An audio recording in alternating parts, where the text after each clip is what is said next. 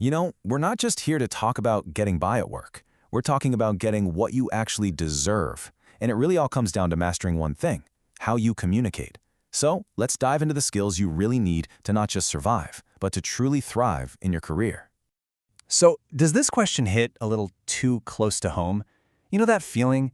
Your job just kind of creeping into your weekends, your evenings, even your dreams? Well, if it does, trust me, you are not alone.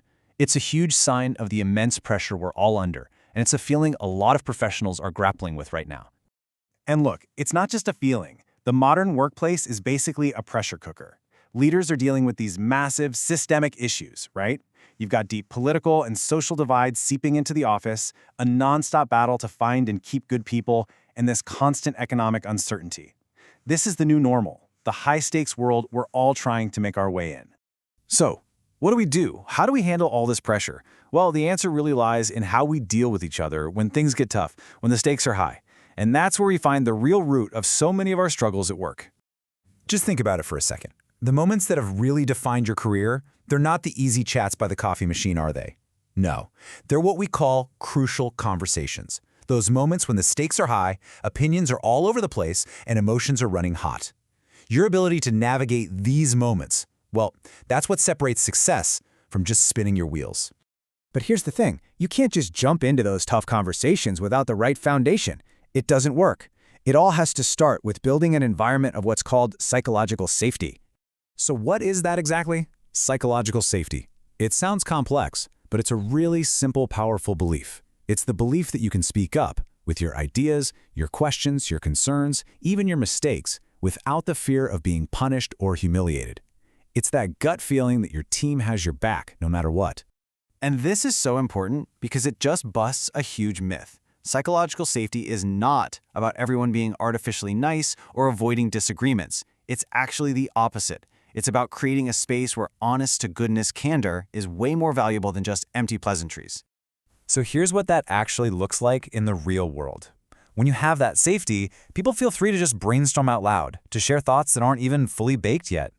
They can openly challenge the way things have always been done, give and receive honest feedback, and actually work through disagreements instead of just sweeping them under the rug. This, right here, is the breeding ground for real innovation. Okay, so we've got the safe environment, but that's only half the equation, right? You also need the personal skill set to actually act within that environment. And that skill, that tool in your toolbox, is self-advocacy. And if you're looking for a roadmap for this, the book Self-Advocacy by Shalvi Waklu is a fantastic place to start. Honestly, you can think of it as a practical blueprint for taking control and really shaping your own career path on your own terms. Now let's get one thing straight. Advocating for yourself isn't about being cutthroat or competitive. It's not a zero-sum game where for you to win, someone else has to lose. As the author points out, it's all about creating fairness and better outcomes for everyone, not taking a slice of someone else's pie. And self-advocacy kind of comes in two main flavors. First, you've got proactive advocacy. That's when you're preparing for moments you know are coming, like a performance review, so you can clearly articulate your value. Then there's reactive advocacy. This is when you have to step in because something isn't right, like you were unfairly passed over for a promotion. You've got to be ready for both. Here's a perfect example of that proactive advocacy in action.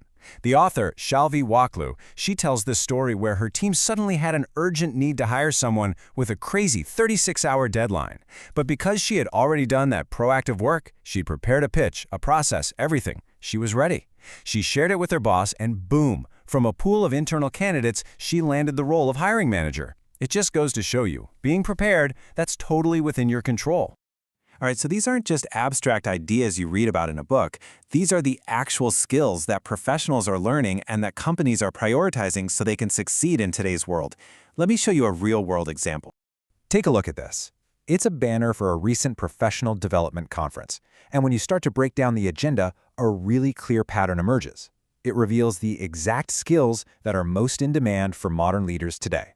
And this is where it all clicks together. See that session on new revenue realities? That's really all about self-advocacy for your new ideas. Marketing and communications? That's mastering crucial conversations to tell your story effectively. And you just can't have strong leadership programs with a solid foundation of psychological safety. The future, clearly, requires all of these skills working in harmony. Okay, so we've covered the environment, we've talked about the skills, we've even seen how they show up in the real world. Now for the most important part, what is your first move? How do you actually start putting all of this into practice? And hey, if you're a leader or you want to be one someday, really take this to heart. Empowering your team to advocate for themselves isn't just some nice-to-have feel-good thing. It is good for business. When people take ownership and feel safe enough to ask for what they need, the entire organization just performs better. Simple as that. We've talked about the theory, we've looked at the examples, but now this is about you. Forget next year, forget next quarter. The only question that really matters right now is this one.